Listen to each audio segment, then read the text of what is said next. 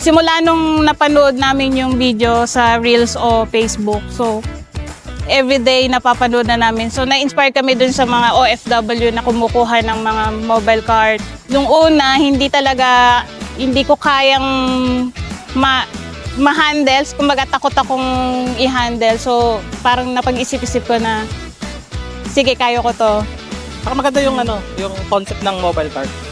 Yung kahit saan pwedeng umano. Kaya So pwede sa school, pwede sa hospital. hindi lang siya Hindi lang sa siya. isang pwesto ba. Simula sa umpisa, simula sa pag-inquire, hanggang sa mag-training kami. So hands-on sila. Tinutulungan kami kung paano i-handle yung paghawak ng mobile cart. Tulad namin, nasa ibang bansa kami.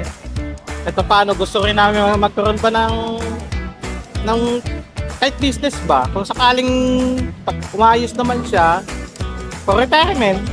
For the retirement din namin in the future. Naka 1,000 cups po kami.